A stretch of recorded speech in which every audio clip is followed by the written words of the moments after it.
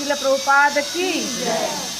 तो हमने जो कथा कर ली उसमें तो बहुत आनंद आया सबको, झूलन का आनंद सबने ले लिया। अब जो हम कथा करेंगे ये भी एक माता जी की कथा है। कौन सी माता जी? महारानी कुंती। महारानी कुंती के जो वचन है श्रीमद् भागवतम में, उसके ऊपर सारे भागवत के प्रवक्ता प्रवचन देते हैं। बहुत बड़ी बड़ी कथा होती है, लंबा सप्ताह होता है। हम उसमें से थोड़ा सा जितना समझ में आएगा, जितना हिस्सा समझ में आएगा, उतना हम प्रयास करेंगे जानने का। तो कुंती माता ने भगवान का बहुत सारा गुणगान भी किया है और साथ साथ में अपने बारे में बताया है, क्योंकि कुंती माता कृष्ण की क्या थी? बुआ, वसुदेव जी की बहन। तो कृष्ण की बुआ थी और उत्तम कोटि की भक्त थी और जीवन में उन्होंने बहुत समस्या देखा ना। अकेले बच्चों का पालन किया पति के बिना, और ऐसा किया कि पूरा जो समाज था, घर के लोग थे, सब उनको सताए। ऐसा नहीं कि किसी ने उनको हेल्प किया, सपोर्ट किया, उल्टा सबने बहुत सताया। फिर भी वो अपने 5 पुत्रों को इतना बड़ा बड़ा अच्छा धनुर्धर और शिक्षा अच्छा दिया, सबको भक्त बनाया। तो कुंती माता से हमें शिक्षा लेनी चाहिए। जैसे कि श्रीमद् भागवतम में और अनेकों शास्त्रों में कुंती माता, अनुसुईया माता, सावित्री माता, द्रौपदी माता, अहिल्या, ऐसे बहुत सारी माताएं हैं, सीता माता, उर्मिला माता, जिनसे हमें शिक्षा मिलती है कि हमें अपने जीवन में क्या करना चाहिए, क्यों करना चाहिए, क्या करना चाहिए। तो आजकल के ज़माने में जो आपको लेडीज़ दिखाई देंगी, उनसे कुछ शिक्षा नहीं मिलेगा, अच्छी शिक्षा तो नहीं मिलेगी, उल्टा टेंशन होगा। इसीलिए शिक्षा कहाँ से प्राप्त करनी चाहिए? जिन्होंने अपना जीवन अच्छे से बिताया समझदारी के साथ, और विषम परिस्थिति में, खराब परिस्थिति में जिन्होंने अपना जीवन अच्छे से बिताया है, उन लोगों से हमें शिक्षा लेनी चाहिए। एक भक्त है, वो कहते हैं हम किन से सीखें, हम तो मंदिर में ये देखते हैं, मंदिर में वो देखते हैं, हम किन से सीखें? शास्त्रों से सीखिए। शास्त्रों में जो बताया गया वही शिक्षा हमको लेनी है। हमें जो वर्तमान लोग हैं उनमें से जाके ढूंढने की ज़रूरत नहीं है, बस शास्त्रों को देखना। तो कुंती माता जो हैं, उनके बारे में प्रभुपाद जो कह रहे हैं वो हम आपको बताते हैं। एक थी देवकी माता। तो देवकी माता कंस के कारागार में थी और भगवान का जब जन्म हुआ तब तो दरवाज़ा खुल गया। भगवान को लेकर के वसुदेव जी गोकुल पहुंच गए, पर उसके पहले देवकी माता के 6 पुत्रों का वध हुआ और साथ में बलराम जी को भगवान ने ही ट्रांसफ़र करा दिया रोहिणी माता के घर। तो देवकी माता अपनी माता थी भगवान की, जिनके गर्भ से जन्म लिए। फिर भी प्रभुपाद कह रहे हैं कि देवकी माता से ज़्यादा उन्होंने कुंती माता पर कृपा किया। क्यों? क्योंकि कुंती माता विधवा थी, उनके पति नहीं थे, तो इसीलिए भगवान ने ज़्यादा ख्याल रखा कुंती माता का। उनसे, देवकी माता से भी ज़्यादा ख्याल उन्होंने कुंती माता का रखा। यहाँ प्रभुपाद लिख रहे हैं, और कृष्ण की माता तथा कंस की बहन देवकी को उसके पति सहित बंदी गृह में रख दिया गया, क्योंकि दुष्ट राजा कंस को भय था कि वह देवकी के 8वें पुत्र के द्वारा मारा जाएगा।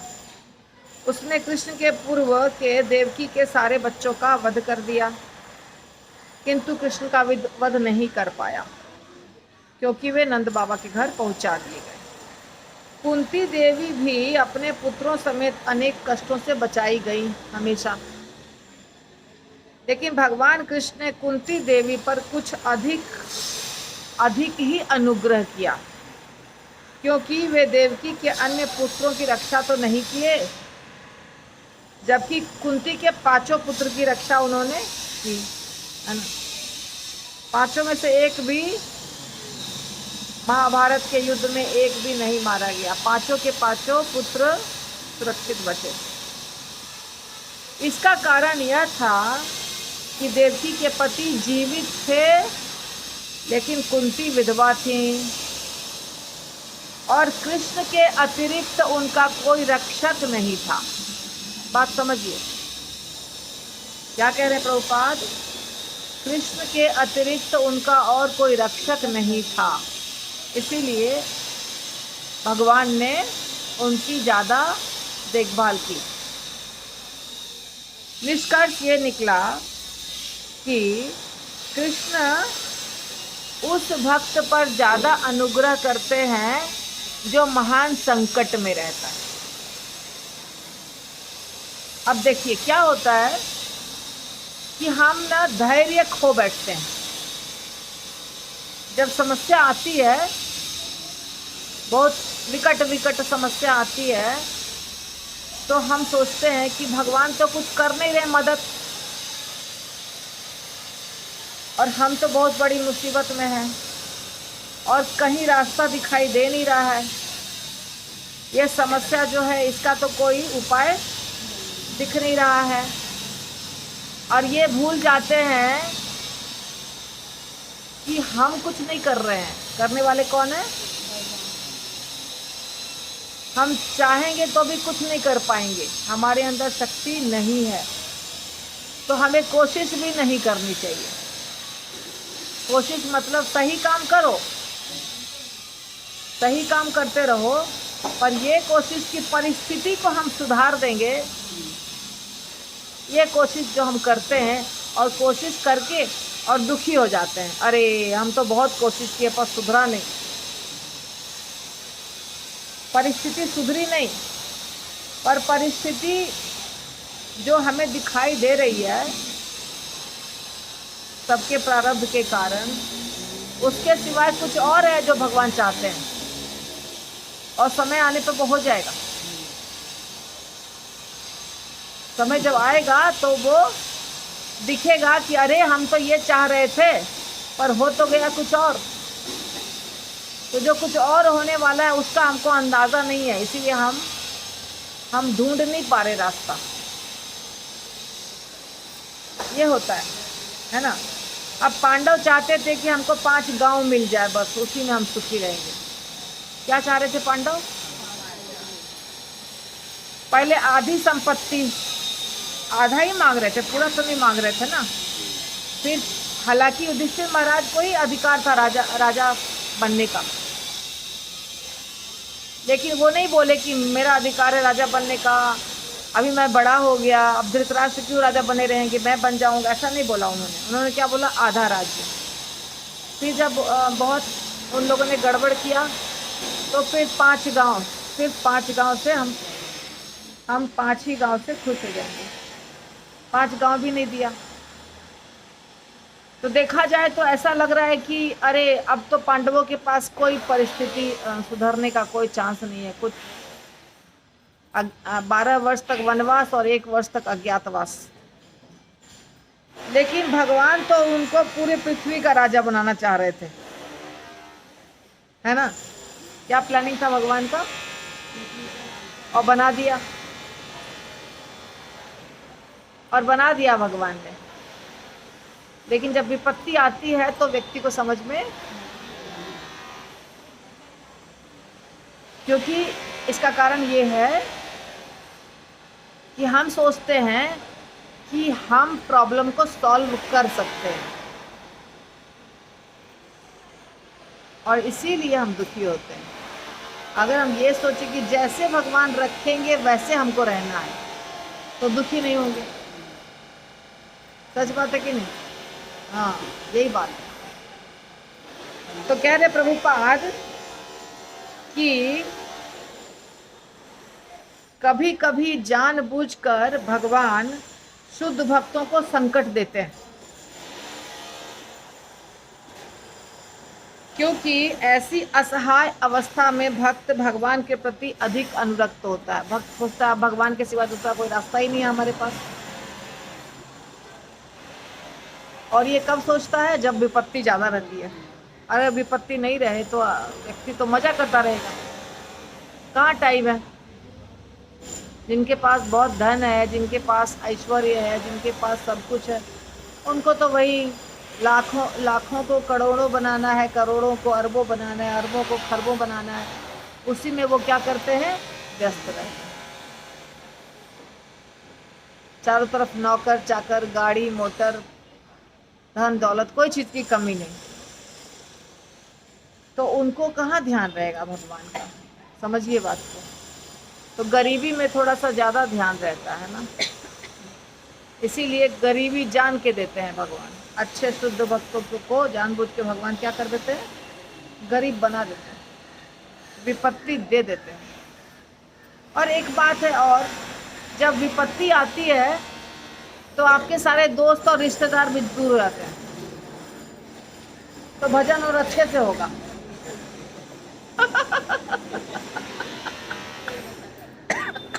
सच बात है कि नहीं बताइए? अगर आपके बहुत सारे दोस्त है, रिश्तेदार हैं, तो आप भजन करने का टाइम कहाँ मिलेगा? और कोई नहीं है आपका तो भजन करो। तो द्रौपदी माता ने भी यही कहा था ना, हे कृष्ण मुझे अभी पता चला कि मेरा कोई नहीं है, अभी पता चला। तो ये पता चलना जरूरी है।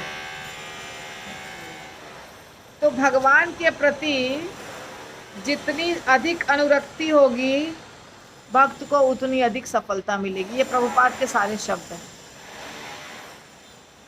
भगवान के प्रति जितनी अधिक अनुरक्ति होगी उतनी अधिक सफलता प्राप्त होगी। ये जो डिस्टर्बेंस है, अभी बहुत मशीन चल रहा है सारा, तो इसी के ऊपर याद आ गई मुझे। ऐसे रिकॉर्डिंग तो खराब हो रहा होगा, वो आवाज़ भी कैच कर रहा है मोबाइल, लेकिन हमारे महाराज जी हर समय मंदिर बनाते रहते हैं अलग अलग प्रकार का। तो महाराज मंदिर ही बन रहा था और ऐसे ही आवाज़ आ रही होगी, इससे कम आ रही होगी, यहाँ तो बहुत ज़्यादा आ रही है आवाज़। तो किसी भक्त ने कहा कि महाराज बहुत प्रवचन में डिस्टर्बेंस है, क्योंकि आवाज़ बहुत आ रही है, तो प्रवचन सही तरीके से सुनाई नहीं दे रहा है, आपको भी बोलने में दिक्कत हो रही है। तो महाराज जी ने कहा, हमारे गुरु महाराज जी, हमें तो लगता है कि बहुत मधुर मधुर म्यूजिक चल रहा है। तो चल रहा था जेसीबी और क्या क्या। तो चूंकि मंदिर बन रहा है और भगवान से बहुत ज़्यादा प्रेम है, तो जेसीबी की आवाज़ भी म्यूजिक लग रही है महाराज जी को। तो वही बात है, हमारे भी राधा कुंज बिहारी का चल रहा है रेनोवेशन मंदिर का, तो हमको भी म्यूजिक ही लगना चाहिए। तो मैंने आपको बताया, तो कुंती माता ने भगवान से बहुत लंबी प्रार्थना की है और बहुत अच्छे अच्छे वचन बोले हैं भगवान के बारे में। तो मैं उसमें से अभी ये जो लिया मैंने, ये तो लिया प्रभुपाद के वचन। प्रभुपाद के क्या क्या वचन थे आपने देखा ना, क्या बताया प्रभुपाद ने?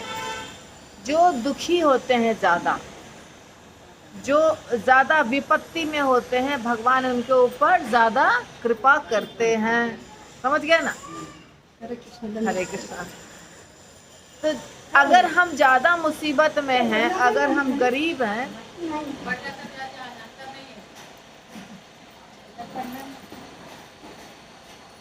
अगर हम ज़्यादा मुसीबत में हैं, गरीब हैं, तो इसमें कुछ ज़्यादा टेंशन लेने की आवश्यकता नहीं है। आगे कुंती माता कहती हैं, उनके शब्दों से आप समझ जाइएगा। कुंती माता कहती हैं माताजी हो मग थांबा. इथं बस. तिघी जणचं बिल घेते. तिघी एकत्र बसा. आ जाइए, बैठ जाइए सब लोग. चटाई भी है वहाँ पे. कह रहे, कुंती माता कह रही है, हे प्रभु, आप सरलता से प्राप्त होने वाले हैं, लेकिन एक देखिए, ध्यान दीजिए, क्योंकि वो जो आवाज़ है वो ऑलरेडी डिस्टर्ब कर रहा है, तो अगर आप लोग शांत रहेंगे तो सुनाई देगा. सुनिए सुनिए सुनिए, जिनको दिक्कत हो रही है वो नीचे बैठ जाइए आगे जाके, है ना. हे प्रभु, आप सरलता से प्राप्त होने वाले हैं, केवल उन्हीं लोगों के द्वारा जो भौतिक दृष्टि से अकिंचन है, अर्थात भौतिक दृष्टि से जो बहुत गरीब है, जिनके पास कुछ भी नहीं है, उनको आप आराम से प्राप्त होने वाले हैं. जो सम्मानित कुल, ऐश्वर्य, उच्च शिक्षा तथा शारीरिक सौंदर्य के द्वारा भौतिक प्रगति के पथ पर आगे बढ़ने के प्रयास में लगा रहता है, वह आप तक एकनिष्ठ भाव से नहीं पहुंच पाता. 4 चीजें कुंती माता कह रही हैं, 4 चीजें जिनके पास है. एक खानदानिक है, वो बहुत बड़ा अच्छे खानदान से, बड़े खानदान से. दूसरा, जिसके पास बहुत धन है. तीसरा, जो बहुत सुंदर है. तीसरा, जो बहुत सुंदर है. और चौथा, जो बहुत बहुत एजुकेटेड है, शिक्षा. जिनके पास ये 4 चीजें होती हैं, 4 में से एक चीज या 2 चीज या 3 चीज जिसके पास, वो भगवान की भक्ति अच्छे से नहीं करता है, नहीं करता. ये कुंती माता के वचन है. एक निष्ठ भाव से वो भगवान को समर्पित नहीं होता है. देखिए, आप संस्कृत का श्लोक सुनिए. जन्म ऐश्वर्य श्रुत श्रीभि एधमान मदः पुमान न एव अर्हति अभिधातुम वै त्वाम अकिंचन गोचरम. जन्म यानी जिसका जन्म हुआ है बड़े खानदान में, जिसका जन्म हुआ है बड़े खानदान में. बड़े खानदान का मतलब क्या होता है? राजा के घर में. आजकल आप कह सकते हैं टाटा बिरला अंबानी के घर में यही हुआ. आजकल के ज़माने में राजा नहीं है. कौन है आजकल के ज़माने में? इंडस्ट्रियलिस्ट है. तो जिनका जन्म बड़े खानदान में हुआ है, एक समस्या. दूसरा, ऐश्वर्य, जिसके पास बहुत धन है. तीसरा, श्रुत यानी शिक्षा, जो बहुत शिक्षा प्राप्त किया है, उसको शिक्षा का अहंकार होता है, ज्ञान का अहंकार होता है. और श्री भी यानी जो बहुत सुंदर है. क्या क्या 4 चीजें हो गई? पहला, बहुत बड़े घर में जन्म हुआ है. दूसरा,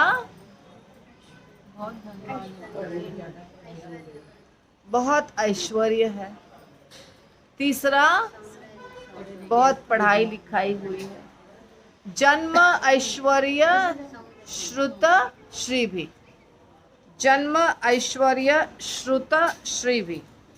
जन्म यानी जन्म, ऐश्वर्य यानी ऐश्वर्य, श्रुत यानी शिक्षा, और श्रीभि यानी सुंदरता.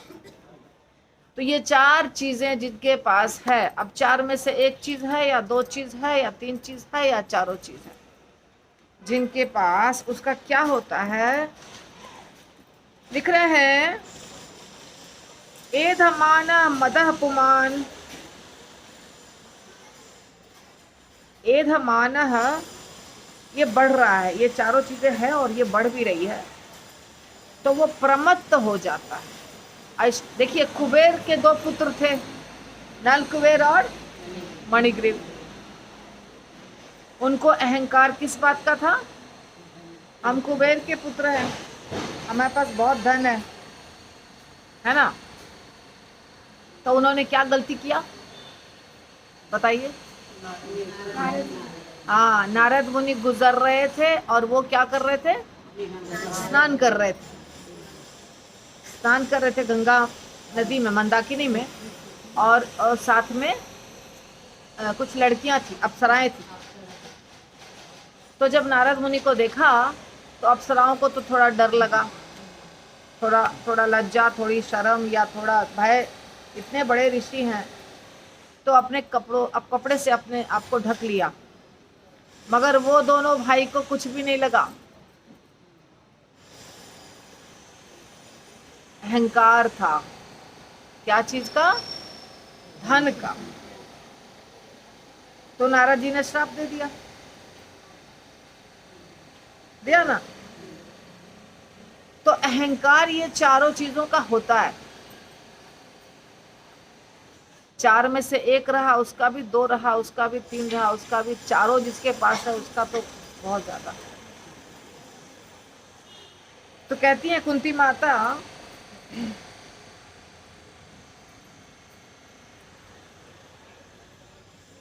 न एव अर्हति, यानी कि कभी नहीं होता है वो, अर्हति यानी पात्र,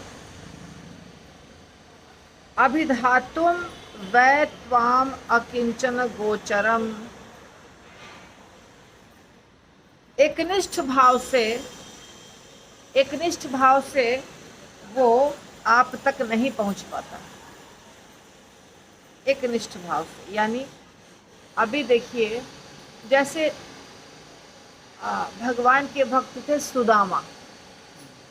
सुदामा में जो भाव था, मेरे पास तो कुछ भी नहीं है, कुछ भी नहीं मतलब कुछ भी नहीं। ज्ञान तो था, पंडित थे और ज्ञान बहुत ज्यादा था, भगवान के साथ पढ़ाई किए थे, लेकिन धन नहीं था। तो बेचारे, जिसके पास धन नहीं होता वो क्या समझता अपने आप को, कौन मुझे पूछता। ये तो आजकल भी आप देखते हैं ना, जिसके पास धन नहीं है उसके पास वो बेचारा रहता है। मैं तो हमेशा मीटिंग वगैरह अटेंड करती हूँ, सब जगह बोलते हैं लोग खुलेआम कि माता जी जिसके पास पैसा है उसी की चलती है, बोलते हैं। तो जिसके पास धन नहीं है वो आजकल भी क्या अपने आप को थोड़ा गरीब समझ के पीछे बैठता है या कोई चीज में। सुदामा ब्राह्मण जो थे उनके पास धन नहीं था, इसीलिए भगवान को लेके गए थे पड़ोसी से मांग के चूड़ा, जिसको पोहे कहते हैं आप लोग। तो जब भगवान ने कहा कि क्या दिया है भाभी ने मेरे, तो नहीं दे रहे थे भगवान को, छुपा रहे थे, है ना, कि इतना छोटा सा उपहार है कैसे दूं, इतना छोटा सा चीज मैं लेके आया हूँ, शर्म, इतना बड़ा महल है, ऐश्वर्य है भगवान का, और हम उसके सामने ये दिखाएंगे तो भगवान क्या सोचेंगे, क्या लेकर आया, और रानियां क्या सोचेंगी, भगवान की पत्नियां। भगवान तो मित्र हैं मेरे, पर भगवान की पत्नियां क्या सोचेंगी। तो वो एक भाव आ जाता है ना, नम्रता का भाव, जो हम तृणादपि तृणादपि तृणादपि बोलते हैं, वो तृणादपि गरीब लोगों को बड़ा आसानी से आ जाता है ना, क्योंकि अहंकार करने के लिए कुछ है नहीं। पर जिनके पास होता है उनको तृणादपि बनना बहुत कठिन होता है। ये कुंती माता खुद कह रही है। आपको लगता है कि ये गलत है? सही है ना? जो शबरी माता थी, शबरी नाम सुना है ना? तो शबरी यानी शबर जाति में जन्म हुआ था उनका। शबर जो सुअर का मांस खाते हैं, है ना, और शबर ही थे जो जगन्नाथ भगवान की सेवा करते थे, नील माधव की। तो शबर के खानदान में जन्म हुआ था, तो खानदान हो गया एकदम नीचा, देखने में बिल्कुल अच्छी नहीं थी, कुरूप थी। तो वो सुंदरता भी नहीं हुआ जो अभी देख रहे, गुण देखिए सब, ये क्या क्या है इसमें। शबर जाति में जन्म था यानी नीच कुल, देखने में बिल्कुल भी अच्छी नहीं थी, मतलब सुंदरता भी नहीं था, एजुकेशन तो नहीं ही था, बचपन में ही विवाह हो गया, करा दिया माँ बाप ने। छोटी सी बच्ची थी, माँ बाप ने विवाह करा दिया, लेकिन वो उसको पसंद नहीं था। उसको ये विवाह करके जाना और जो जो पेशा था ना उसका, मारना, सुअर की हत्या करना, और ये उसको पसंद नहीं था। बस वो भाग गई। विवाह के समय ही पालकी लेके जब जा रहा था उसका कहार, तो ससुराल नहीं गई, भाग गई। और भागते भागते जंगल वंगल था वहाँ पे, और मतंग ऋषि के आश्रम में पहुँच गई। और मतंग ऋषि अब जाए कैसे? एक इतने बड़े ऋषि हैं, इतने सारे उनके शिष्य हैं, सब ब्राह्मण हैं, सब सेवा पूजा कर रहे हैं, अध्ययन कर रहे हैं, बड़े बड़े शास्त्रों के बारे में चर्चा हो रही है। तो इसको तो जाने में वहाँ बड़ा डर लगता था, तो दूर से थोड़ी थोड़ी सेवा कर रही थी, दूर से। ऋषि ने देख लिया, ऋषि ने बोला तुम करो सेवा। ऋषि बहुत अच्छे महान भक्त थे, तो इसको हमेशा लगता था कि बहुत बड़ी चीज़ मिल गई मुझे, गुरु मिल गए, इतने बड़े गुरु मिल गए मुझे, इतना कृपा है गुरु की मेरे ऊपर। खूब मन लगा के सेवा करती थी गुरु की, खूब मन लगा के। फिर बाद में गुरु का निधन हो गया। गुरु इतने प्रसन्न हो गए शबरी से, जब तक वो जिंदा थे, जब तक ये थी। और शबरी का सबने अपमान किया, खूब अपमान किया। एक नदी में जाके इसने पानी लिया तो सब उस नदी में जाना बंद कर दिए। जो भी करती थी सब अपने गुरु के खिलाफ कि आप इस नीची जाति के स्त्री को क्यों आप इतना इज्जत देते हैं, या इसको क्यों आप देते हैं सेवा करने के लिए, ये तो इतने नीची जाति की है, और सारे दोष उसके अंदर। मगर ऋषि समझदार थे, और रियल में जो होते हैं साधु वो थे। जब शरीर त्यागने लगे, खूब शबरी रो रही थी कि अब तो मेरा कोई नहीं रहेगा ना, एक तो गुरु ही थे, अब गुरु भी तो जा रहे हैं शरीर त्याग कर। खूब रोई, खूब रोई। गुरु ने कहा शबरी को, तुमसे मैं बहुत प्रसन्न हूँ, तुम्हारी सेवा से, तुम ऐसे ही सेवा करती रहो, एक दिन भगवान तुम्हारे कुटिया में आएंगे। और शबरी ने गुरु के बात, इतना प्रेम था गुरु से और इतना विश्वास था कि गुरु के बात को हृदय में कर लिया कि अब भगवान हमसे मिलने आएंगे, और रोज भगवान का इंतजार करने लग गई। और वो सारे शिष्यों को सजा दिया भगवान ने, जो सब इनका इंसल्ट किए थे, जो इनके अछूत अछूत बोलते थे। और रामचंद्र जी आए, और वही शबरी के हाथों से जूठा बेर भगवान खाए। साबित कर दिए भगवान, दिखा दिए कि जाति से, ज्ञान से, सुंदरता से हमें प्राप्त नहीं किया जा सकता। हमें किस भाव से प्राप्त किया जा सकता है? सिर्फ प्रेम और भक्ति से, है ना? सच बात है कि नहीं? तो ऐसी अनेकों कथाएं हैं। सुदामा विप्र का आप जानते ही हैं, शबरी माता का मैंने आपको उदाहरण दिया। तो ऐसे अनेकों कथाएं हैं जो ये साबित करती हैं ये जो चीज़ें हैं जो यहाँ पे वर्णन हुआ है जिसका, ये चीज़ें अगर है तो भी कोई भक्त है तो बहुत अच्छी बात। जैसे अम्बरीश महाराज के पास तो सब कुछ था, है ना? नहीं था? सब कुछ था, राजा थे। कुलशेखर महाराज के पास सब कुछ था। आज भी कुछ कुछ लोग हैं, जैसे एल्फ्रेड फोर्ड, जिनको प्रभुपाद ने अम्बरीश नाम दिया है, उनके पास भी सब कुछ है। तो अगर किसी के पास है और फिर भी वो भक्त है तो ये तो सोने में सुहागा। लेकिन अगर नहीं है तो भक्ति में कोई रुकावट नहीं आने वाली है। ये नहीं सोचना है अरे मेरे पास धन नहीं है मैं भक्ति कैसे करूं, मेरे पास ज्ञान नहीं है मैं भक्ति कैसे करूं, मैं देखने में अच्छी नहीं हूं, मुझे कोई प्यार नहीं करता है, मैं भक्ति कैसे करूं। रैदास जी किस जाति के थे? चमार, चमार जाति के थे। समझिए भगवान उनके पास हमेशा रहते थे। कितनी बार भगवान का दर्शन हुआ। तो ये चीज जो है, बाहर की चीजें जो है, उल्टा कुंती माता कह रही हैं कि जिनके पास ये होता है वो उस अकिंचन भाव से भगवान के पास नहीं पहुंच पाते हैं एकनिष्ठ भाव से, और जिनके पास कुछ नहीं होता वो एकनिष्ठ भाव से भगवान के पास पहुंचते हैं। तो यदि भगवान ने दे दिया है हमें बहुत कुछ, मान लीजिए हमें मिल गया है, ऐसे तो हम बहुत अमीर नहीं हैं कोई भी, लेकिन अगर हमें मिल भी गया है तो उसका अहंकार करना चाहिए? नहीं करना चाहिए, बिल्कुल भी नहीं करना चाहिए। क्योंकि अभी तो यही सोचना है ना कि ये घर जो है हमारा, ये घर है कि नहीं? ये आपका घर है, ये क्या है? क्या है ये? घर है ना, जिससे कभी भी निकाल दिया जाएगा।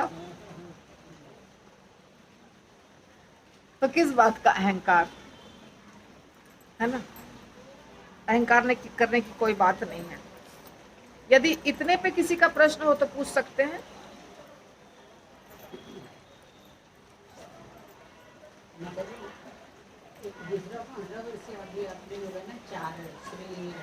हाँ, तो हम ज़्यादा भक्ति किया तो नेक्स्ट जनरेशन में वो बिकमिंग रिच पीपल्स बर्थडे। अच्छा, हाँ, बहुत अच्छा क्वेश्चन है, बहुत अच्छा क्वेश्चन, मैं बताती हूँ, बहुत अच्छा क्वेश्चन है।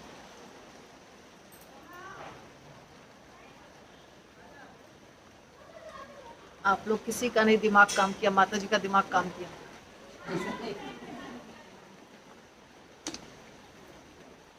भगवत गीता में इनका प्रश्न पहले सुन लीजिए। माता जी ये कह रही हैं कि भगवान ही कहते हैं ना कि यदि कोई व्यक्ति, जब अर्जुन ने पूछा था कि जो व्यक्ति भक्ति कर रहा है, योग में आगे बढ़ रहा है और पूर्ण योगी नहीं बना, बीच में ही फिसल गया, गिर गया, तो क्या गति होगी उसकी? ऐसा प्रश्न पूछा था। तो भगवान ने क्या जवाब दिया कि वो अमीर घर में जन्म लेगा और वैष्णव के घर में जन्म लेगा, जो इनकम्प्लीट, जिसकी भक्ति इनकम्प्लीट हुई। तो माता जी का प्रश्न है कि ये तो दोनों दो टाइप की बात हो गई, कि यहाँ कह रहे हैं कि जो व्यक्ति के पास ये चार चीज़ें हैं वो एकनिष्ठ रूप से भक्ति नहीं कर पाता है, और फिर ये कहा जा रहा है भगवान के द्वारा कि जो भक्ति नहीं कर पाया वो अमीर घर में जन्म लेगा। तो दोनों सत्य है। कैसे? जो व्यक्ति भक्ति पूरी नहीं कर पाया वो वैष्णव के घर में जन्म लेगा या तो अमीर के घर में जन्म लेगा। ऐसा नहीं कि वैष्णव और अमीर दोनों होगा, ऐसा ज़रूरी नहीं है। या तो बहुत रिच घर में या तो एक भक्त के घर में, दोनों में से किसी घर में जन्म होगा उसका। यदि वो किसी भक्त के घर में जन्म लिया और पैसा वाला भी है, दोनों चीज़ है, तो भी उसके भटकने का चांस है। यदि वो सिर्फ अमीर घर में जन्म लिया तो भी उसके भटकने का चांस है, और यदि वो सिर्फ भक्त है और पैसा नहीं है तो कम भटकने का चांस है। पर इसीलिए कहा जाता है कि जब हमको भक्ति मिल गई है, पता चल गया है, सामने में सब सुविधा मिली हुई है, तभी भगवत धाम जाने का पूरा प्रयास कर लो। क्योंकि यदि ये मौका छोड़ दिए तो अगली बार हमको भक्ति मिलेगी कि नहीं मिलेगी कुछ पता नहीं है। जो बहुत बड़े बड़े घर में जन्म लिए हैं, पैसे वाले हैं, वो सब अच्छा कर्म किए हैं, इसीलिए पैसे वाले घर में जन्म। आज आपको जितने अमीर लोग दिखाई, देखिए जितने बहुत अमीर लोग दिखाई दे रहे हैं, जितने बहुत सुंदर लोग दिखाई दे रहे हैं, सुंदर देखने में, और जितने बहुत पढ़े लिखे दिखाई दे रहे हैं, जितने ब्राह्मण खानदान में दिखाई दे रहे हैं, क्षत्रिय ब्राह्मण, वो सब पूर्व जन्म में बहुत सारे सत्कर्म किए हैं, अच्छे अच्छे कर्म किए हैं, इसीलिए उनका जन्म वहाँ हुआ है। आप बात समझ रहे हैं? जैसे कि आप देखिए, आज हमारे देश का कोई प्रधानमंत्री है, कोई राष्ट्रपति है, कोई मुख्यमंत्री है, ये साधारण व्यक्ति नहीं है। ये पिछले जन्मों में ऐसे कर्म किए हैं कि इनको ये पोस्ट मिलना था, इनके भाग्य में लिखा रहता है, इनके भाग्य में लिखा रहता है कि ये बनेंगे ये चीज़। तो इन्होंने क्या किया है, पुण्य कर्म किया है, बहुत सारा पुण्य कर्म, और पुण्य कर्मों के कारण इनको इतना बड़ा पोजीशन मिला है आज। तो जब पोजीशन मिल जाता है उसके बाद क्या चांस है, या तो आप बर्बाद करिए अपने पोजीशन का, गैर कानूनी तरीके से इस्तेमाल करिए, गलत तरीके से, और अपने जो अच्छे पुण्य कर्म था उसको यूज़ करके ख़त्म करके समाप्त कर दीजिए और अगला जन्म फिर गरीब घर में हो जाएगा। और या तो अच्छा विचार रख करके उसका इतना अच्छा प्रयोग कीजिए कि और आगे बढ़िए। दोनों चीज़ हो सकता है कि नहीं। बुद्धि, देखिए ये जो बुद्धि है ना हम लोग सबके पास, ये आपकी अपनी बुद्धि है। इसको अच्छा बनाना और बर्बाद करना ये आपके हाथ में है। यहाँ भगवान इंटरफेयर नहीं करते हैं। भगवान क्या करते हैं, परमात्मा के रूप में हृदय में बैठ के खाली आपको हिंट देते हैं, ये गलत है, ये गलत है, ये सही है, ये सही है, ये गलत है, ये सही है, ये गलत है, इतना बताते रहते हैं। लेकिन चुनते समय हमारा डिसीजन होता है, हम किसको चुन रहे हैं। और एक बार गलती किया तो दूसरी बार गलती करना और आसान हो जाएगा, तीसरी बार गलती करना और आसान हो जाएगा, चौथी बार और आसान हो जाएगा। मतलब नीचे गिरना बहुत आसान है मगर ऊपर उठना कठिन है। हर समय ऊपर उठने में आपको बहुत मुसीबतों का सामना करना पड़ेगा, पर नीचे गिरना बहुत आसान है। तो ये जो बुद्धि है ना, ये बुद्धि देने के लिए ही तो मंदिर है, शास्त्र हैं, गुरु हैं। ये किसके लिए है, किसने इंतजाम किया है इसका, भगवान ने ना। हम मनुष्य जन्म लिए हैं और हमारे चारों तरफ बहुत सारी चीज़ें हैं। देखिए आपके चारों तरफ शराब भी है, सिगरेट भी है, जुआ भी है, मांस भी है और प्रसाद भी है। अलग अलग तरह के डांस बार और कौन सा बार क्या क्या है, और मंदिर भी है। हाँ, और मंदिर भी है। और आप कुल्लू मनाली जाइए, आप शिमला जाइए, आप दार्जिलिंग जाइए या वृंदावन जाइए, ये डिसीज़न तो हमें लेना है कि हमको क्या करना है। हमारे पास 5,000 रुपया है, मान लीजिए हमारे पास 5,000 रुपया, ये 5,000 रुपया में हमको क्या करना है। हमको अच्छी अच्छी चीज़ें खरीद के इसको बढ़ाना है, स्वास्थ्य अच्छा रखना है, थोड़ा भगवान का को दान में देना है, या तो चलो घूम के आते हैं, मज़ा करके आते हैं, 1 मिनट में 5,000 जाने में क्या लगेगा, कुछ नहीं लगेगा। तो उसी प्रकार हमारे पास बुद्धि है, शरीर है, मन है, धन है, तो ये सब चीज़ का उपयोग कैसे अच्छे से करें, ये आपको 100% आपको सोचना है। इसमें भगवान का कोई हाथ नहीं है। पूर्ण रूप से आप स्वतंत्र हैं हर चीज़ के लिए। बड़ा अच्छी चीज़ भगवान दे दी है।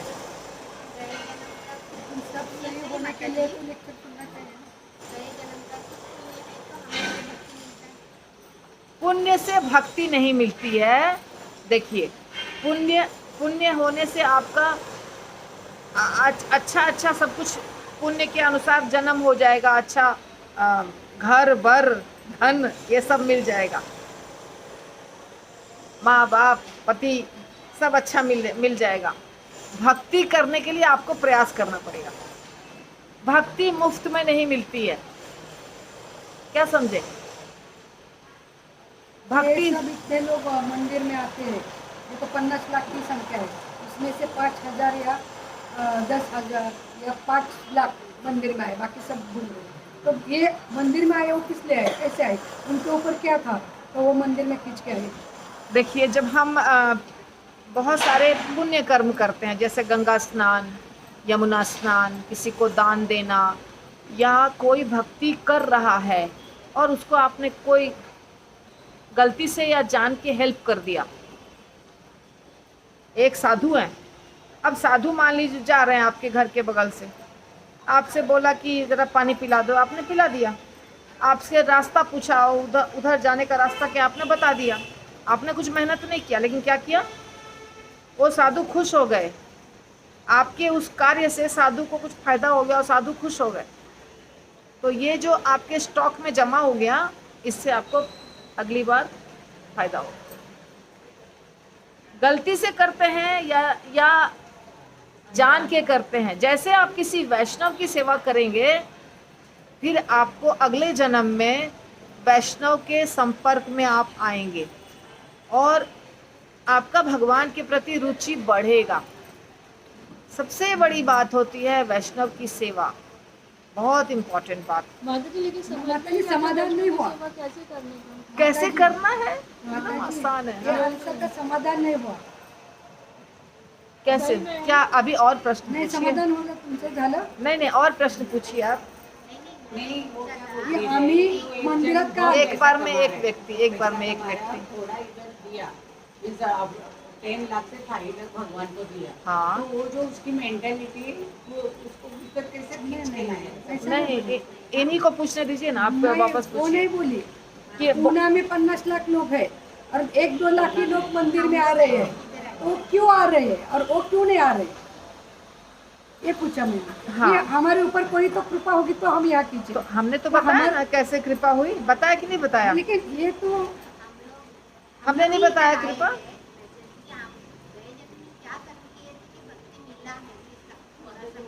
मैंने बोला ना आपको, इसका जवाब दिया। आपने क्या किया पिछले जन्म में? सारे लोग गलती से ही किए ऐसा नहीं है, कुछ जान के भी किए हैं, कुछ गलती से भी किए हैं। मतलब अज्ञात सुकृति हुई है, किसी की जान के सुकृति हुई है, किसी ने बहुत सारे पुण्य कार्य किए हैं। अब मान लीजिए आपने पूरे जीवन लोगों को खाना खिलाया, पानी दिया, कपड़े दिया, ये सोच करके कि इससे मेरा भला होगा, इससे मेरा भला होगा, इससे मुझे स्वर्ग मिलेगा, इससे मुझे पुत्र होगा, इससे मुझे धन होगा, ये सोच के आपने किया। 50 साल तक, 60 साल तक किया, तो आपको भगवान ने सब कुछ दे दिया, पुत्र भी दिया, धन भी दिया, हस्बैंड भी अच्छा है, घर द्वार। उसके बाद 50-60 साल की उम्र तक करते करते करते करते आपको जितनी चीज़ें भगवान दिए हैं, उससे आप एकदम तृप्त हैं। उसके बाद आप भूल गए कि हमको मांगना भी है, लेकिन करना चालू है, पर भगवान से मांग नहीं रहे कुछ। आप क्या बोल रहे हैं? आप भगवान से अभी ना पुत्र मांग रहे हैं, ना धन मांग रहे हैं, ना जमीन मांग रहे हैं। क्या क्या कर रहे हैं?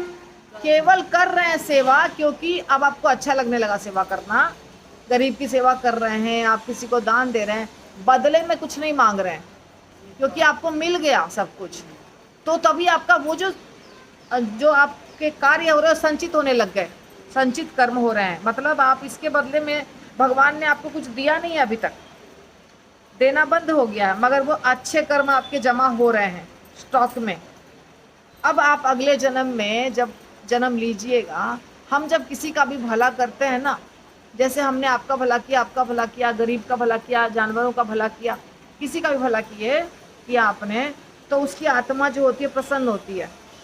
आप प्रसन्न होंगे, आपका भला करेंगे आपका। तो जब हम प्रसन्न होते हैं तो हम दुआ देते हैं उसको, जान के या अनजान से हम देते हैं दुआ। तो आपको जो 150 हज़ार लोगों की दुआ मिली हुई है, तो वो कहाँ जाएगा बाद में? उसका रिजल्ट क्या होगा? आप सोचिए, क्या होगा रिजल्ट? भगवान खुश होंगे आपसे, और इस प्रकार आप फिर भगवान में जुड़ेंगे, भगवान के साथ जुड़ेंगे। पहले आपने कृष्ण का किया ऐसा नहीं है, पर आपने कुछ कुछ किया। आपने गंगा स्नान, यमुना स्नान, लोगों को दान देना, लोग अभी आप जान सकते हैं, जैसे मैं हूँ, आप हैं, आप जान सकते हैं कि मैंने क्या किया होगा। मैं आपको बताती हूँ। अब यहाँ 10 लोग बैठे हैं, 15 लोग बैठे हैं ना, इन 15 लोगों में हर व्यक्ति ने अलग कर्म किए हैं पिछले जन्म में, सबका एक कर्म नहीं है, पर हर व्यक्ति को पता है कि मैंने क्या किया है। बताऊं कैसे पता है? आपको लग रहा है कि आपको पता नहीं है, पर आपको पता है कि आपने क्या किया है पिछले जन्म में। आप 10 मिनट 5 मिनट बैठ के सोचिए कि मैं किस जगह पर मैं अच्छा कार्य करती हूँ। आज आज अभी भगवान की सेवा करने में दौड़ के मन लग रहा है, दौड़ के इच्छा होती है जाने की, जैसे कि बिना रुकावट के दौड़ रहे हैं, या किसी दुखी को देख करके हमको बहुत मदद करने का मन कर रहा है, किसी दुखी व्यक्ति को देख करके हमको मन कर रहा है कि कर दे मदद, उसका दुख देखा नहीं जा रहा है, ऐसा हो रहा है क्या? या आपको दान देना लोगों को वो अच्छा लग रहा है क्या? जो चीज आज आपको बहुत अच्छा लग रहा है वो आपने पहले किया है। आज आप चेक कर सकते हैं अपने आप को, क्या चीज आपको अच्छा लग रहा है, सब लोग चेक कर सकते हैं। आपको आज जो बहुत तीव्रता से अच्छा लग रहा है वो आपने कई जन्मों में किया है और उसके चलते आज आप यहाँ हैं। अब ये सबका अलग अलग है ना, है कि नहीं बताइए? अब मुझे प्रवचन देना अच्छा लग रहा है, सिंपल बात है, मुझे प्रवचन देना अच्छा लग रहा है या मुझे शास्त्रों को पढ़ना अच्छा लग रहा है, ठीक है? आपको हार बनाना अच्छा लग रहा है और किसी को ऐसा लग रहा है कि नहीं ये दुखी है तो मैं इसको सुखी बनाने के लिए कुछ भी कर सकती हूँ, ये भी एक गुण है। तो ऐसे आप सब लोगों में गुण है। अभी आप बताइए है कि नहीं है? है। तो ये जो गुण अभी दिखाई दे रहा है ये गुण आपका अभी का नहीं है, ये आपका गुण पूर्व जन्मों में आपने ऐसा बहुत सारा किया है और उसका अभी झलक आपको दिखाई दे रहा है और उसके कारण आप यहाँ बैठे हैं और जुड़े हैं कृष्ण से। पूर्व जन्म में भी आपके गुरु थे, पूर्व जन्म में भी आपने बहुत सारे भक्ति किए हैं और इस जन्म में जो आपको बाधा दिखाई दे रही है भक्ति में, जो बाधा दिखाई दी बचपन से लेके अभी तक में, बाधाएं थी कि नहीं थी बताइए? आप गरीबी से जूझ रहे हैं, आपके घर में मम्मी प्यार नहीं करती है, आपको पति प्यार नहीं करता है, आपको दोस्त ने धोखा दिया, आपको पार्टनर ने धोखा दिया, आपके बच्चा शैतान है। ये जो विषम परिस्थिति पैदा हुई है, ये विषम परिस्थिति में जितने लोग शामिल थे ये सब आपके पूर्व जन्म में भी आपके बगल बगल में ही थे। पति पति था ऐसा जरूरी नहीं है, बेटा बेटा था ऐसा जरूरी नहीं है, पर कोई था वो। और वहां जो अधूरा अधूरा रह गया था ना रिश्ता नाता में, जो अधूरा हिसाब किताब, वो अधूरा हिसाब किताब अभी पूरा कर लिया इन लोगों ने। और अब आपको मालूम पड़ गया कि भगवान के सिवा कोई नहीं है।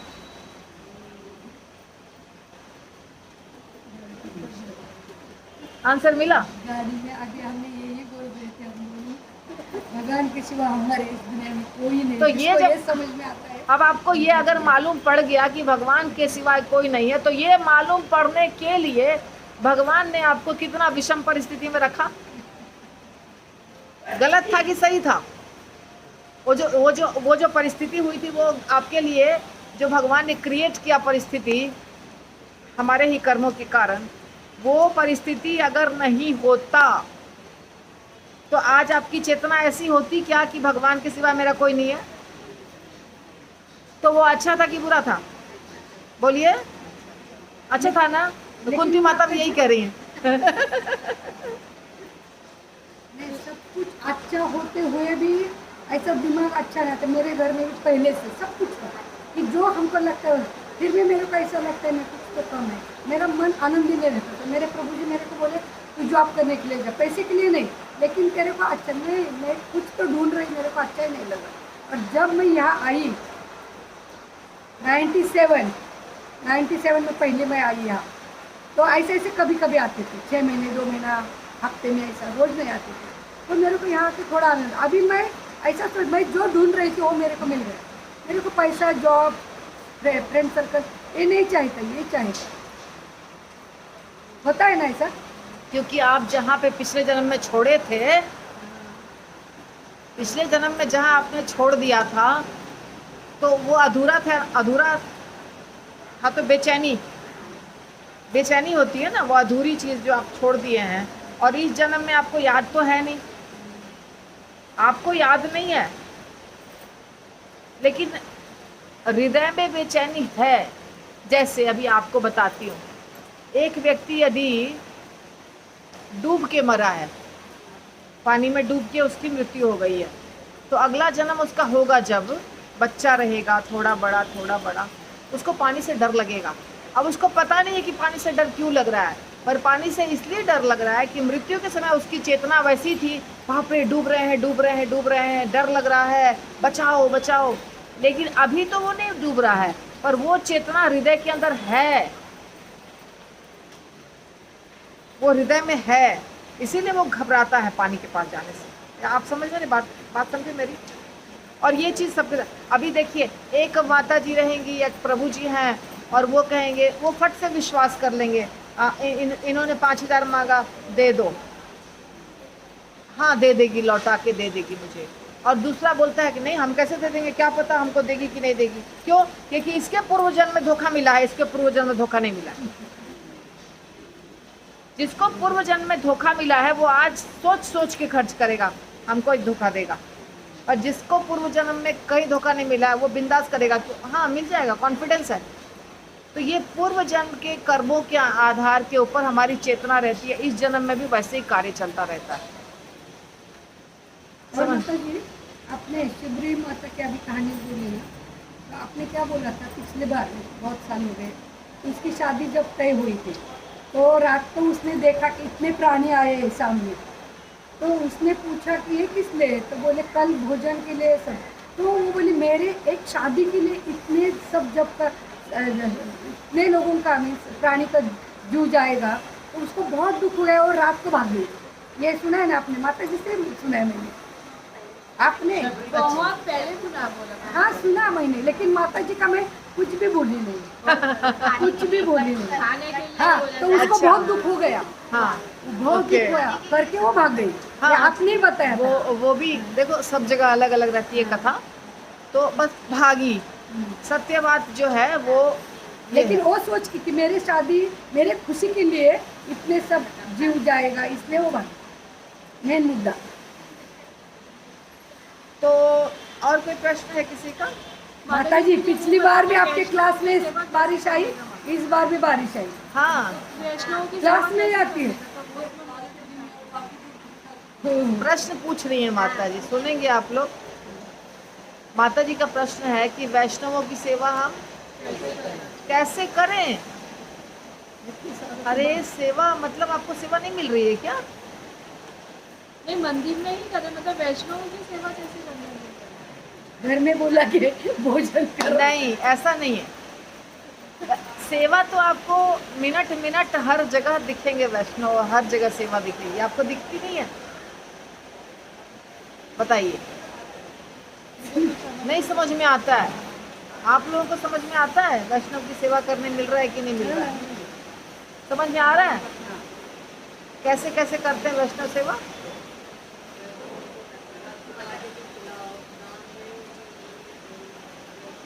अभी गोविंदा में खिलाओ।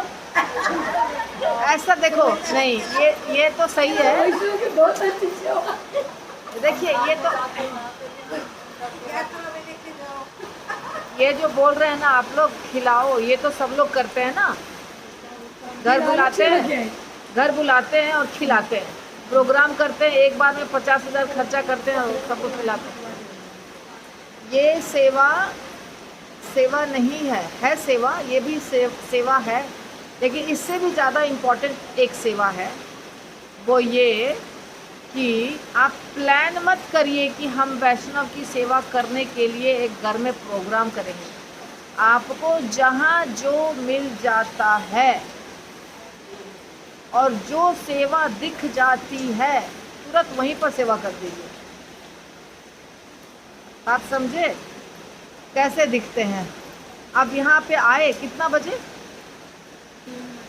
मैं कितना बजे आई? आपने चटाई बिछाया? नहीं बिछाया ना। अगर आप चटाई बिछाते तो अभी 20 भक्तों की सेवा आप कर देते मुफ्त में, कुछ नहीं मेहनत लगता। कितना मेहनत लगता उसमें? चटाई निकालना और बिछाना है, और जब 20 भक्त उसके ऊपर बैठते तो उसका फल किसको मिलता? पैसा लगता उसमें? मेहनत बहुत लगने वाला था? नहीं, पर आपको फायदा हो जाता। वैष्णव सेवा, बुद्धिमान व्यक्ति ऐसा ही सेवा करता है। ओके, जैसे माता जी मुझे लेकर आई, मतलब गाड़ी प्रभु जी की थी और मुझे यहाँ लेकर के आई, तो मैं इन पे गुस्सा की क्योंकि ये लेट निकली घर से। मैंने कहा था 2:45 बजे और ये आई 3 बजे के भी बाद। तो मैं आपको समझा रही हूँ कि मेरी आदत है समय पर पहुँचने, समय से 10 मिनट पहले पहुँचने, ताकि मेरे कारण 20 भक्तों को कष्ट नहीं हो। आप बात समझिए, मेरा 10 मिनट बर्बाद नहीं होगा, 10 minute multiplied by 20 minutes, 200 minute बर्बाद होगा जो मेरा इंतज़ार कर रहे हैं। और ये जो बर्बादी होगा उसका पाप लगेगा मेरे सिर पे। क्यों? क्योंकि हर व्यक्ति का जो 10 मिनट है वो किसी काम के लिए है। आप सोएंगे, आप खाएंगे, आप पिएंगे, आपसे कनेक्टेड घर में बाल बच्चे हैं, उनको आप देखेंगे या कुछ भी करेंगे, वो आपका पर्सनल टाइम है, आप कुछ भी करेंगे, तो उसको बर्बाद करने का अधिकार मेरे पास नहीं है। इसीलिए समय पर क्लास में पहुंचना है। अगर समय पर नहीं पहुंचते हैं तो वैष्णव सेवा तो दूर की बात है, पुण्य कर्म तो दूर की बात है, पाप के भागीदार हो जाइएगा। किसके भागीदार हो जाएंगे? तो ये कार्य नहीं करिए, ठीक है। तीसरी सेवा सुनिए, आप जब यात्रा वगैरह में जाते हैं या यहीं पर मंदिर में सेवा करते हैं या कहीं भी सेवा करते हैं या भगवान का दर्शन करते हैं, आपके अगल बगल में दूसरे भक्त भी रहते हैं ना? नहीं रहते? आप गोविंदा में सामान खरीद रहे हैं, आप मंदिर में आरती ले रहे हैं, आप ध्यान दीजिए, मंदिर में आरती ले रहे हैं, मंदिर में सेवा कर रहे हैं, मंदिर में दर्शन कर रहे हैं, ये सब कर रहे हैं। तो मैं यहाँ खड़ी हूँ दर्शन के लिए, प्रसाद के लिए, सेवा के लिए, और मेरे बगल में दूसरा कोई खड़ा है, आगे तीसरा कोई खड़ा है, इधर कोई और खड़ा है। मेरे कारण किसी और को कष्ट होना चाहिए? अगर मैं अपने पोजीशन का इस्तेमाल करूं, लाइन तोड़ के आगे जाऊं, तो वैष्णव सेवा के बदले उल्टा हो जाएगा। ये तो हम ध्यान हमेशा रखते हैं, करते ये ध्यान रखते हैं, ये तो हम हमेशा करते ये ध्यान रखते हैं। नहीं, अभी आगे बताती, ये ध्यान रखते हैं? नहीं रखते हैं। ये रखिए, ये ध्यान रखिए। अगर हमें है इच्छा कि हम वैष्णव सेवा करें और हमारे पास टाइम है और कोई बच्चा वाली माता जी है, परेशान माता जी है, तुम आगे चली जाओ, ले लो, वैष्णव सेवा हो जाएगी, वो दिल से आपको आशीर्वाद देगी। कोई बूढ़ी माता जी है, बैठ नहीं पा रही है, उसको चेयर दे दीजिए। कोई बहुत गरीब बच्चा है, बोल रहा है हमको एक समोसा, 10 रुपये में उसको समोसा खिला दीजिए। ये सब बहुत छोटी छोटी सेवा है और ये सब जगह आपको दिखेगी, इसको ढूंढना नहीं है, वो दिखती है सेवा आपको। इसके लिए आपको 10,000 रुपया खर्च करके भी अपने घर में प्रसाद नहीं बनाना है, ना आपको सैफरन ड्रेस वाले को बुलाना है, ना माइक का इंतज़ाम करना है। ये आपको मिनट मिनट पे सेवाएं हर जगह दिखेंगी आपको। तो ये आपको आंख कान खुला रखना है कि कहाँ मौका मिला फट से करो, कहाँ मौका मिला फट से सेवा करो। जैसे मौका दिखे सेवा कर दो, जैसे मौका दिखे सेवा कर दो।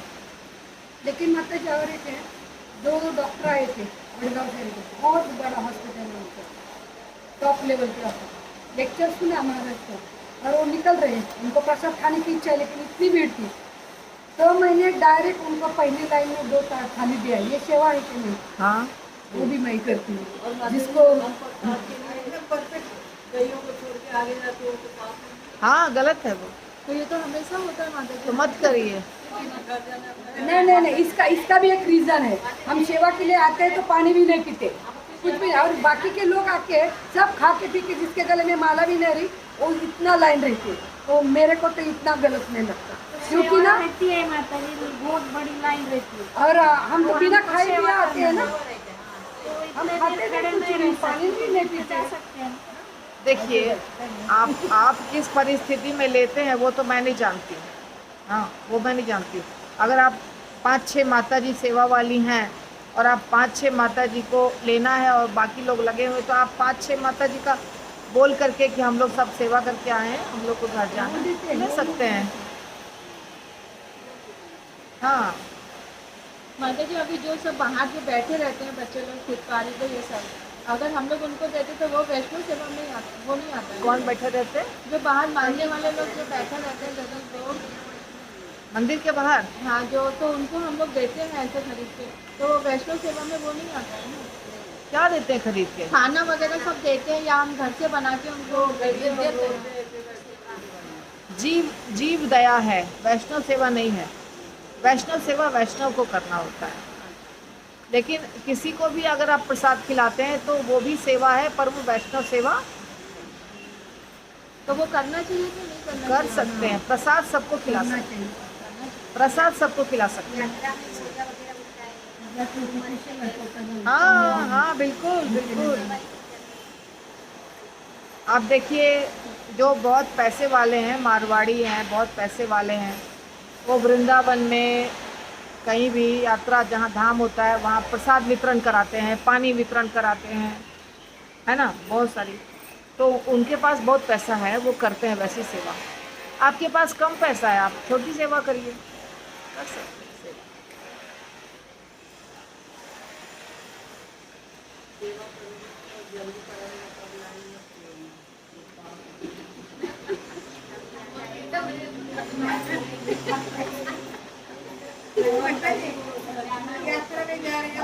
सही है।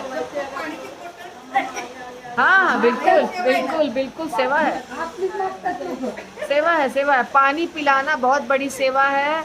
जो व्यक्ति, सुनिए ध्यान से, अब हंसने की बात नहीं है, यदि आप यहाँ पानी पिलाते हैं लोगों को, किसी को भी, अजनबी को भी पानी पिलाते हैं, तो मृत्यु के बाद आपको जिस रास्ते से, देखिए हम लोग तो सब भक्त हैं, लेकिन जो भक्त नहीं होता है उनको जब ले जाया जाता है तो रास्ते में कोड़े पड़ते हैं, छाले, मिट्टी, बालू गरम रहता है, बहुत कुछ। लेकिन जो पानी पिलाता है उसको पानी मिलता है, उसको रास्ते में पानी मिलता है। जो चीज़ यहाँ आपने दिया, जो आप चाहते हैं कि हमको भगवान दें, जो चाहते हैं आपके, आप हमें ये चीज़ चाहिए, हमें प्यार चाहिए, आप दूसरों को प्यार दीजिए। हमें खाना चाहिए, आप दूसरों को खाना दीजिए। हमें धन चाहिए, आप मंदिर में डोनेशन देना शुरू कर दीजिए। जो चाहिए वो आप दीजिए, फिर आपको मिलेगा। जिसमें कंजूसी करेंगे वो नहीं। कंजूसी तो बहुत पसंद करते हैं।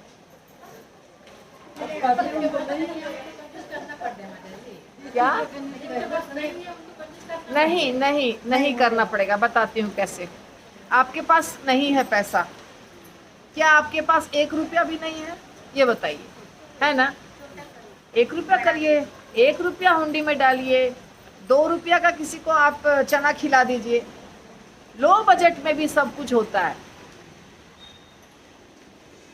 हर चीज होती है। आपको पता है, जो गांव में गरीब लोग होते हैं बहुत, भगवान को मिश्री या गुड़ तुलसी पे डाल के चढ़ाते हैं और आके चींटियाँ खाती हैं उनको, प्रसाद, वो प्रसाद है। तो चींटी 100 चींटी खा लेगी और प्रसन्न हो जाएगी। कहा जाता है चींटी का भोजन जो होता है, मतलब उसको ब्राह्मण माना है, कुछ लोग ब्राह्मण मानते हैं। तो कुछ लोग कबूतर को दाना देते हैं, चिड़िया को, गाय को चारा देते हैं, गाय को चारा दे सकते हैं। ये सब में बहुत पैसा लगता है क्या? नहीं लगता बहुत पैसा।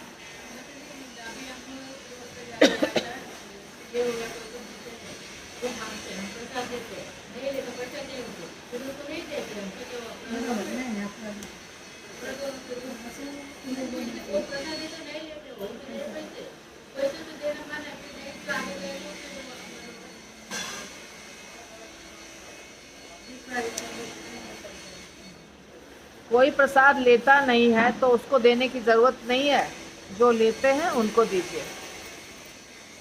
जो सम्मान करते हैं प्रसाद का उनको दीजिए। पैसा ले रहा है यानी कि फिर पीने के लिए दे रहा है, और वो फिर हमारा वो अपना नहीं, संडे को गौर लीला प्रभु जी ने बताया था कि एक प्रभु जी ने क्वेश्चन पूछा था कि हम जो बाहर रहते हैं वो लोग बाहर उनको हमको पैसा मांगते हैं और हमको पैसा देना चाहिए कि नहीं चाहिए। बोला अगर तुमने उनको लक्ष्मी दिया और उसने वो जाके ड्रिंक कर लिया या स्मोकिंग कर लिया तो वो कर्म तुमको उसका भोगना ही सही है। तो उनको पैसा नहीं देना चाहिए, उनको यह खाना दो। पैसा हमें वही देना है जहाँ हमको पता है इस पैसे का क्या होने वाला है, हाँ, इस पैसे का क्या उपयोग होगा वो पता होना चाहिए, तब पैसा दीजिए, उसी जगह पर पैसा दीजिए। मंदिर में इतना सेवा देने और देने की जरूरत अभी कार से लोग जाते हैं ना, सिग्नल पे रुकते हैं ना, तो लोग आते हैं, बोले 5-5 रुपए का ना बिस्किट पूरा रखो गाड़ी में और वो दे दो। वो लोगों को पैसा चाहिए कि दूसरे लोगों ने एजेंट ने उनको लगाया है। हाँ, वो लोग ये सब नहीं बॉम्बे लेते का हैं। एक भिखारी, उसका दुबई में फ्लैट है, बॉम्बे में फ्लैट है, भिखारी का, एक भिखारी का। हाँ। और माता जी चीटी को ब्राह्मण कहते हैं ना, फॉरेनर का एक वीडियो आया, इतनी बड़ी कुंडी है और चीटियाँ इतनी बड़ी पाल मरी हुई उसको लेके जा रही है और कुंडी का आकार ऐसा है, पाल वहां तक लेके गए, चीटियाँ इतने, और अभी ऐसा कैसे जाएगी, लेकिन वैसा भी उन्होंने अंदर लिया तो सब में डाली चीटियाँ नहीं, पाल इतनी बड़ी पाल चिपकली हाँ चिपकली हाँ हाँ हाँ चिपकली को लेके गए ऊपर। हाँ हाँ चिटिया. चीटियाँ ले जाती हैं, ले जाती हैं। बघा, आणि त्यांच्यात एकी असल्यामुळे एवढी नहीं, मैंने बताया ना, मैंने लोगों के मुंह से सुना है कि चीटी को जो भोजन कराते हैं मतलब ब्राह्मण, पता नहीं ये कोई शास्त्र में लिखा होगा, मालूम नहीं मुझे, लेकिन मेरे कहने का मतलब सिर्फ ये था कि अगर आप प्रसाद, अब मैं अपनी बात बताऊं बहुत मज़ा आएगा। अभी सब लोग, सारी लेडीज़ की आदत होती है हमारे देश में जो है कि कोई भी चीज़ आपके घर में है तो हम उसको अच्छे से निकालते हैं ना, मिक्सी में भी थोड़ा पानी डाल के निकालेंगे। तो वैसे तो मैं बहुत आलसी हूँ इस मामले में, लेकिन सोचती हूँ कि नहीं करना चाहिए, मतलब बर्बाद नहीं करना चाहिए। तो मैं भी मम्मी जैसा करती थी देखा था। तो घी का बर्तन है जैसे बॉटल, तो मेरी मम्मी क्या करती उसमें आटा डाल देती थी और आटा में घी लग जाएगा, फिर निकाल लेंगे ऐसा। तो मुझे बहुत आलस लग रहा था, तो मैंने आज क्या किया, घी का बॉटल मतलब ख़त्म होने वाला था, थोड़ा सा था, तो उसमें मैंने गरम दाल डाल दिया कि दाल फट से मेल्ट होके निकल, और मेरा हाथ ही जल गया। तो मैंने क्या बोला, भगवान आप चाहते हैं कि इतना कंजूसी मत करो, अभी दे दो, अब बॉटल फेंक दो, जो जीवात्मा को कीड़े मकोड़े जो खाने होंगे खाएंगे, बहुत हो गया नाटक मेरा। नहीं बॉटल नहीं फटा, मुझे हाथ पे लग गया। अभी मुझे लगता था पहले कि ये क्या, दूध के पैकेट को धो करके उसमें डालो, ये सब नहीं करने का मन करता है। फिर लगता है कि नहीं, फिर शायद अपराध है कि मतलब इतनी कॉस्टली चीज़ खरीद के हम फेंक रहे हैं। फिर एक ये भी विचार आता है कि ये जहाँ भी जाएगा वहाँ भी कोई कीड़े खाएंगे इसको, मिट्टी के नीचे भी कीड़े होते हैं, हवा में, पानी में। तो मुझे ऐसा लगा शायद भगवान बोले कि अब ये सब बहुत करो मत करो, जहाँ जाती हूँ करें वहाँ समस्या होती है, जहाँ जाती हूँ वहाँ समस्या होती है, तो मत करो ये सब चीज़। ये मेरे मन में आया विचार कि ऐसा थोड़ा सा बर्बाद भी होने दो। लेकिन वो आटा डालने से बर्तन जल्दी साफ होता है, जल्दी साफ होता है। और माता जी एक बात है, वो रखा तो उसके बाद दवाई वाली पॉलिथीन फेंकेंगे, कोई गरीब को उठा के धो के वही काम करके दिएगा। क्या कचरा कचरा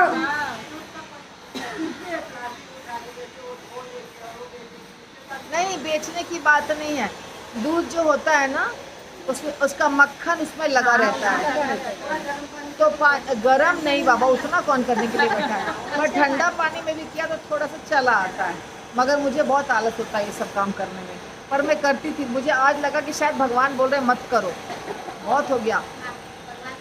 और अभी आपका हाथ नहीं चलता तो क्या बोलते फिर? आपको, आपके हाथ को चटका बैठ गया, इसलिए आप ऐसा बोले वही कि भगवान, और नहीं बैठता तो क्या होता? भगवान मुझे शिक्षा दे रहे हैं कि अब मत करो ये सब, क्योंकि 2-3 बार हो गया। अपनी इच्छा है ना, भगवान को भी पता है हाँ, जबरदस्ती कर रहे मेरे को हैं। एक बोला, उनको भाजता नहीं, चक्का नहीं बैठता, तो फिर आगे का बोलो लेकिन वो करते ही रहते थे ना फिर वैसे ही। चक्का बैठ गया इसलिए उनको इसके लिए उनको नहीं, भगवान, मैं ये कह रही हूँ कि कभी कभी भगवान इंडिकेशन देते हैं ना, संकेत।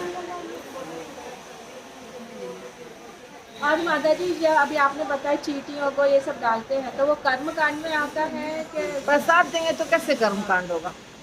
अगर आप बिना भोग लगाए करेंगे तो कर्म कांड, लेकिन अगर आप प्रसाद दे रहे हैं तो कर्म कांड नहीं है ना। तो ये आटे वगैरह का थोड़ी ना हम भोग लगाएंगे। अभी आटा भूनते हैं, उसमें शक्कर वगैरह डाल के चींटियों को करते हैं, तो वो थोड़ी ना।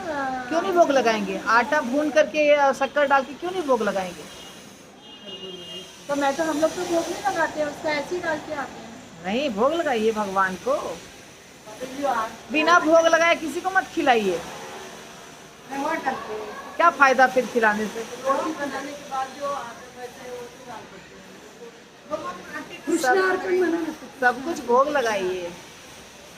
बिना भोग लगाए खिलाएंगे। क्योंकि महावीर प्रभु ने एक बार जेजे गार्डन के पास में वो डाल रही थी, वहाँ ये मछलियों का तालाब है इधर दरगाह के पास, तो मैं वो आटा डाल रही थी, फिर मछलियों को पाव वगैरह डाल रही थी, इसलिए मैं महावीर प्रभु जी वहाँ चैंटिंग करने आ गए, तो मुझे वो पूछे आप सब क्या कर रहे हो माता जी? तो मैंने बोला ऐसी मछलियों को डाल रहे, तो बोले इतना तुम मंदिर में इतना सब सेवा करते सब करते तो भी कर्मकांड कर रहे हो क्या तुम? ये क्या करने की जरूरत है? अब ये इस्कॉन के ब्रह्मचारी ऐसी भाषा में बात करेंगे। इसके बारे में मेरा बेटा भी बता रहा है आप ये सब मत सोचिए, आप लेकिन भगवान को भोग लगा दीजिए। और एक पितृ पक्ष में हम क्या करते हैं, कावळ्याला घास ठेवतो, गाईला घास देतो, पाण्यात घास सोडतो, कुत्र ते त्याचं पण रिझन काय आहे? त्याचं रिझन माहिती आहे काय? की आपले पूर्वज कोणी प्राण्यांच्या जन्माला गेले, कोणी म्हणजे पाण्यातल्या ह्या किंवा काय म्हणतो आपण पाण्यातल्या जे जग त्यांच्या ह्या जन्माला गेले. मैं बंद करूं? हो गया?